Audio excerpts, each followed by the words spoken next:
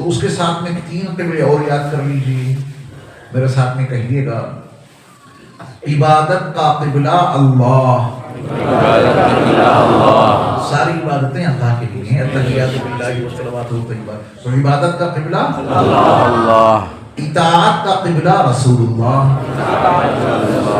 اللہ نے اپنے رسول کو اتھارٹی دے دی ہے کہ من یطیع الرسول فقد اطاع اللہ، تو اصل اطاعت تو اللہ کی ہے، لیکن اللہ کی طرف سے آپ کو اتھارٹی ملی ہوئی ہے کہ جو ان کی اطاعت کر لے وہ اللہ کی اطاعت کرنے والوں میں شامل ہو جائے گا۔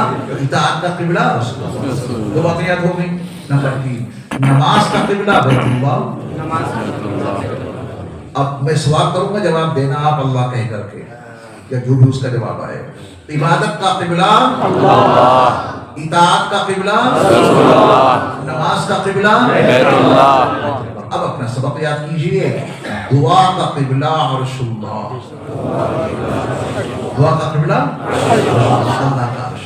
حافظ ابن حجر اسقلانی نے، ملا علی قاری نے اور الفیروز آبادی کی جو القاموں سے لغت کی، اس کے جو شارح ہیں علامہ مرتضی سید مرتضی حسین زبیدی بیلگرامی نے، جنہوں نے تاج العروض کے نام پہ اس کی 30 جلدیں لکھی ہیں شرح کی القاموس کی، وہ ہمارے بیلگرام کے تھے۔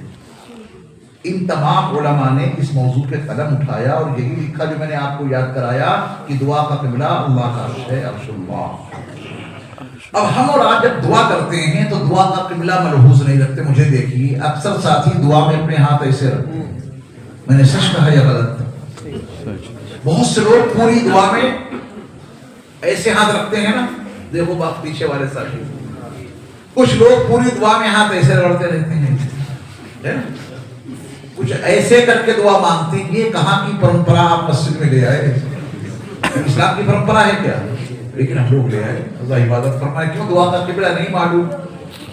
تو جب کبھی دعا کریں تو آپ کے ہاتھوں کی ہتھیلیاں عرش الہی کی طرف رہنی چاہیے۔ رکھیں گے اس کا اہتمام؟ جب کبھی دعا کریں تو دعا کا قبلہ کیا ہے؟ عرش اللہ، تو ہمارے ہاتھوں کی ہتھیلیاں کدھر ہونی چاہیے؟ عرش الہی کی طرف ہونی چاہیے۔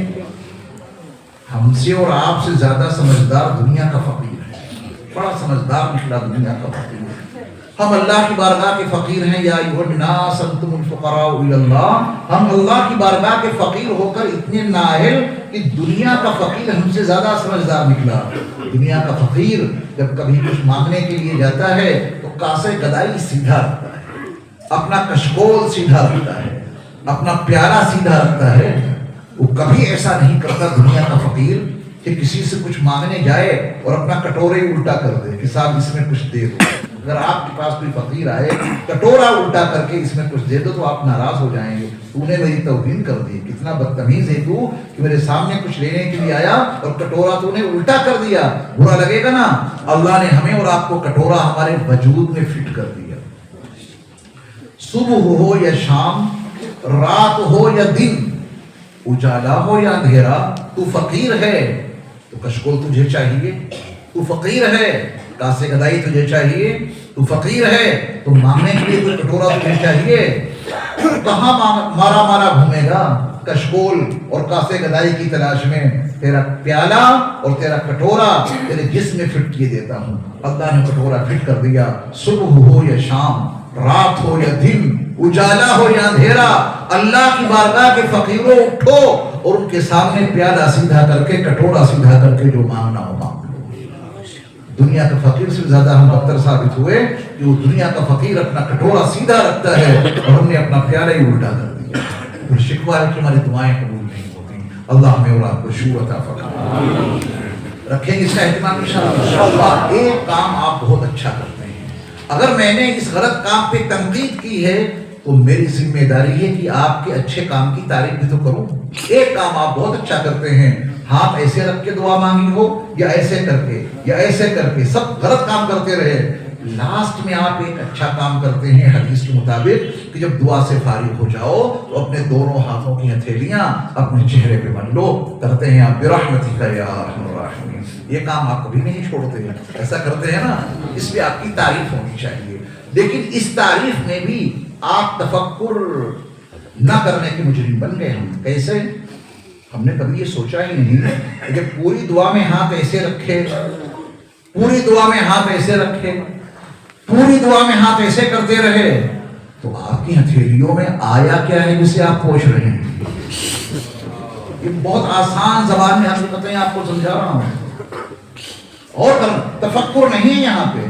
بھئی پوچھے وہ جس نے ایسے کر کے دعا مانگی ہے، اس کی ہتھیلیوں میں عرش کے انوار آ گئے، ایسے کر کے دعا مانگی، اس کے ہاتھوں میں ہتھیلیوں کی برکت، عرش کی برکتیں آ گئیں، عرش کی رحمتیں آ گئیں۔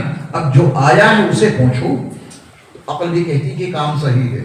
پوری دعا میں ہاتھ ایسے رکھے، آیا کچھ نہیں، اب کہہ رہے ہیں برحمتک یا ارحم الراحمین۔ یہ تفکر نہ ہونے کا نتیجہ ہے، غور و فکر نہ کرنے کا نتیجہ ہے۔ آپ کے علم میں حضرت ابو ہریرہ رضی اللہ تعالیٰ عنہ کا واقعہ ضرور ہوگا کہ آپ کو نسیان کی بیماری تھی، یمن سے آئے تھے، سن 7 ہجری میں ایمان قبول کیا، میرے نبی کی بارگاہ میں رہے، 3 سال رہنے کا موقع ملا ہے، تمنا تھی احادیث رسول کو یاد کرنے کے، لیکن بھول جاتے تھے۔ اپنی یہ پریشانی آپ کو بتائی تو آپ نے فرمایا کہ ابو ہریرہ تمہارے کندھے میں جو چادر ہے اس کو یہاں بچھاؤ۔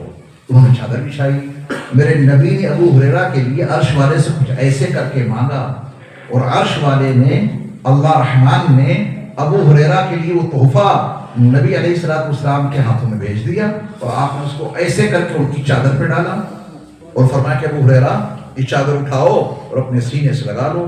انہوں نے وہ چادر اٹھائی اور اپنے سینے سے لگائی، عرش کا وہ تحفہ نبی کے ہاتھوں میں آیا، اور آپ علیہ السلام نے ان کی چادر پہ ڈالا، وہ چادر اٹھا کے اپنے سینے پہ لگائی، تو عرش کا وہ تحفہ ان کے سینے میں داخل ہو گیا۔ اب اس کے بعد ان کا بیان سنیے، اس کے بعد جو میں نے سنا وہ ہمیشہ کے لیے یاد ہو گیا، پھر میں کبھی کچھ بھول نہ سکا۔ اسی کا نتیجہ مکثرین صحابہ میں اول نمبر پہ ہیں حضرت ابو ہریرہ رضی اللہ تعالیٰ عنہ، حالانکہ تھی ان کو بھول کی بیماری۔ آپ بتائیں اتنی زیادہ حدیثوں کے نقل کرنے میں حضرت ابو ہریرہ رضی اللہ تعالیٰ عنہ کا کوئی کمال ہے، یا میرے اللہ کی عطا، میرے مصطفیٰ کی دعا کا کمال ہے؟ اللہ کی عطا، میرے مصطفیٰ کی دعا کا کمال ہے، اور نہ ان کو تو بھول کی بیماری تھی، انہیں کچھ بھی یاد نہیں رہتا تھا۔ نبی نے مانگا، آیا نہ اوپر سے کچھ، اسی کو چادر پہ ڈال دیا۔ ہم اور آپ لینے کے لیے برتن ہی سیدھا نہیں رکھتے، اور رکھیں گے سیدھا؟ اچھا، یہ جو میں نے آپ کو سبق دیا ہے ابھی لاسٹ میں دعا کے قبلے کے حوالے سے، کتنی آسان زبان میں نے آپ کو مضمون سمجھا دیا، یہ اپنے تک ہی محدود رکھیں گے یا پورے مراد آباد میں آپ اس کی دعوت اور تبلیغ کریں گے انشاءاللہ؟ مراد آباد کی ہر مسجد میں اور ہر صاحب ایمان کو یہ پیغام پہنچائیے، اپنے گھر جائیے۔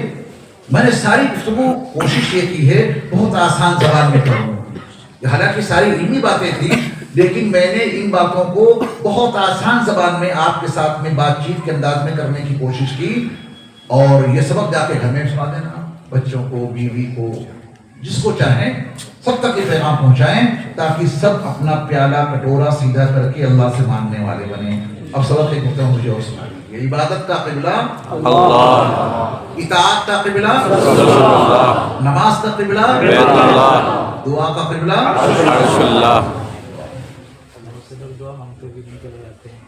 چلیے اب تھوڑی دیر کے لیے مراقبہ کریں۔ ہم نے جس ذات کا بھی تعارف کرایا، زیادہ گفتگو اللہ کے بارے میں رہی جو کہ قرآن و حدیث کا کلام ہے، تو ذرا ان کو اس طرح سوچیے، آنکھیں بند کر کے زبان کو تالو سے لگا کر کے، اور دنیا اور اس کی تمام چیزوں سے ہٹ کٹ کے اپنے خالق اور اپنے مالک اور اپنے رازق کی طرف متوجہ ہو جائیں، آنکھوں کو بند کر لیں اور زبان کو تالو سے لگا لیں، اور یہ یقین بنائیں کہ اللہ کی رحمتیں آ رہی ہیں، میرے دل میں سما رہی ہیں، اور میرے دل کی گندگی دور ہو رہی ہے، میرا دل بطور شکرانے کے کہہ رہا ہے اللہ۔